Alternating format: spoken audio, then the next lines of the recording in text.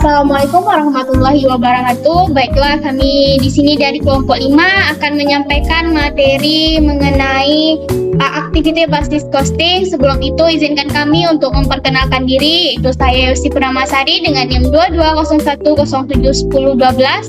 Dan saya Fajar Rizky Sasana dengan NIM 2201071012. Nama saya Putri Sari Bulan dengan nomor absen 26 dengan NIM 2201072061. Dan perkenalkan, nama saya Sofia Malpisat dengan nomor absen 29 dengan NIM 22010769. Baiklah, di sini kita akan membahas materi mengenai aktivitas basis costing. Yaitu di sini kita akan membahas beberapa materi. Yang pertama yaitu konsep biaya per unit, kalkulasi biaya produk berdasarkan tradisional, keterbatasan sistem akuntansi biaya tradisional, kalkulasi biaya produksi berdasarkan aktivitas, yang terakhir yaitu pengklasifikasian aktivitas. Yang pertama yaitu adalah konsep biaya per unit.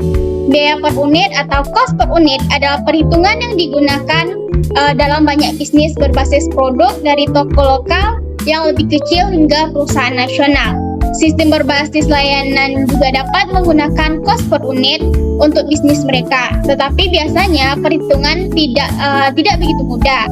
Biaya ini juga disebut sebagai harga pokok penjualan atau HPP.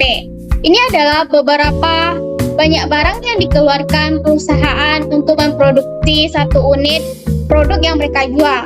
Perusahaan memasukkan angka ini pada laporan keuangan mereka.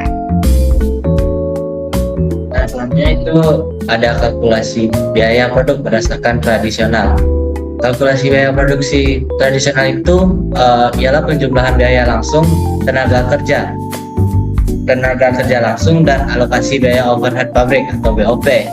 Biaya bahan langsung ditambah biaya tenaga kerja langsung disebut juga dengan biaya utama. Keduanya itu biaya termasuk biaya variabel. BOP dibebankan kepada produk berdasarkan tarif yang ditentukan di muka, dan dapat dihasilkan rumus itu, dan BOP sama dengan anggaran BOP dibagi dasar pembebanan. Yang ketiga yaitu keterbatasan sistem akuntansi biaya tradisional. Nah, yang pertama yaitu penggunaan jam kerja langsung, satu-satunya alat untuk dasar alokasi biaya overhead pada produk. Yang kedua yaitu margin laba sangat sulit dijelaskan. Yang ketiga yaitu titik berat hanya pada fase produksi dan tidak termasuk desain dan distribusi.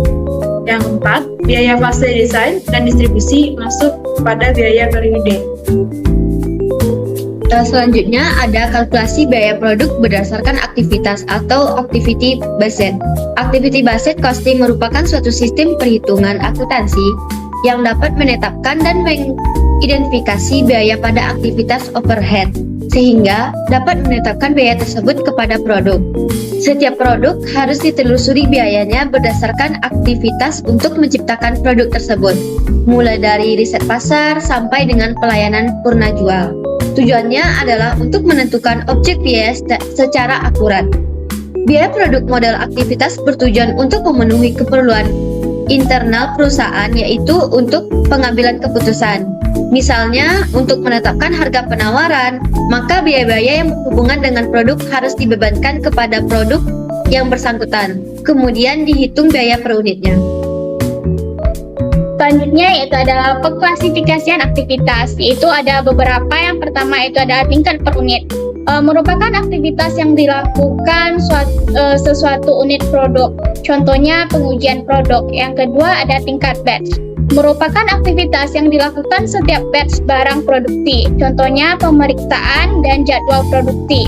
Yang ketiga adalah tingkat produk. Merupakan aktivitas yang dilakukan untuk mendukung berbagai produk yang diproduksi perusahaan.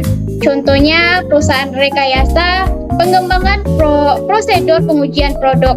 Yang terakhir ada tingkat fasilitas. merupakan aktivitas yang menopang proses umum manufaktur suatu pabrik. Contohnya manajemen pabrik, keamanan, dan penyusutan pabrik. Itulah materi yang dapat kami sampaikan. Kalau ada salah, mohon. Assalamualaikum warahmatullahi wabarakatuh.